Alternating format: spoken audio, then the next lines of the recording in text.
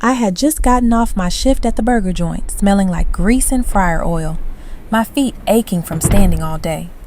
My car had been down for a week, so I ordered an Uber. Marcus pulled up, loud bass shaking the car before I even opened the door. He looked like he stepped out of 2003. Oversized throwback jersey, fitted cap tilted, and a thick gold chain bouncing on his chest. I slid into the front seat. Bad habit, I know, but I just wanted to stretch my legs after standing all night. He grinned at me in the glow of the dashboard. Name's Marcus. You into real hip-hop, not that TikTok mumble mess? I gave him a polite smile. Yeah, sure, some of it. He was funny at first, cracking jokes about back when rap was real.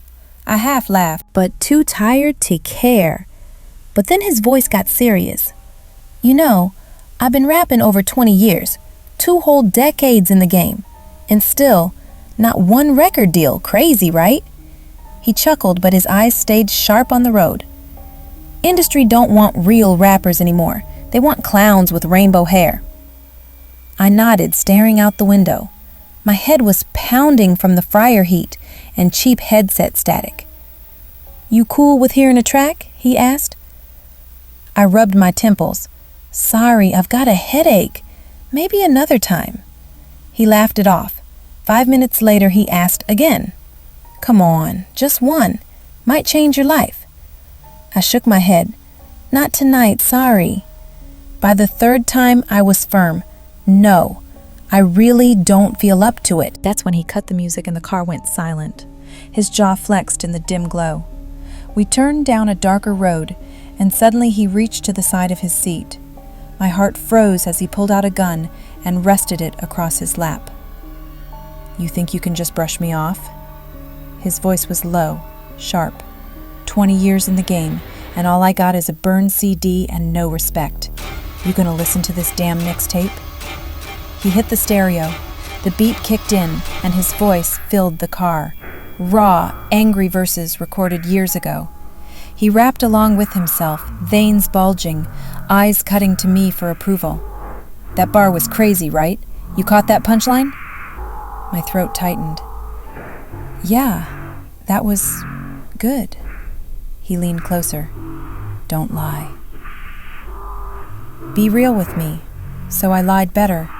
I forced little laughs, nodding, saying, That's fire, whenever he stopped rapping long enough to notice me. It was terrifying. Every verse was about betrayal, haters, people doubting him. Half the lines sounded like threats dressed as rhymes. At one point he laughed bitterly. Man, if this was 2003, I'd be on 106 in Park right now, freestyling next to AJ and Free. Instead, I'm here, rapping to a hostage. That's life. I laughed nervously, praying he didn't mean it. Then it happened. The CD started skipping. Kakaka can't stop, stop me, now. Marcus smacked the stereo. Man, burned this CD at my cousin's house in 2007 and it still betrays me. That was my opening. I lunged for the gun. He yelled and we wrestled, the skipping track blasting nonsense over our struggle. Bang! A shot tore through the window, glass raining everywhere. My ears rang, but I shoved with everything I had, kicking the door open. I stumbled out onto the pavement and ran. My heart was about to explode, but I knew I wasn't far from home. Every step felt like forever, but finally I saw my porch light. I threw myself inside, slammed the door, and locked it. My hands shook so bad I could barely dial 911, but I did. Through the window I saw his car sitting under the streetlight, the bass still thumping, his silhouette frozen in the driver's seat. He didn't chase. Maybe he was too busy cursing that CD. Maybe he knew the cops were on their way. I pressed my back against the wall, phone still in my hand, my whole body trembling. I'd survived, but I'd never look at an Uber ride the same way again.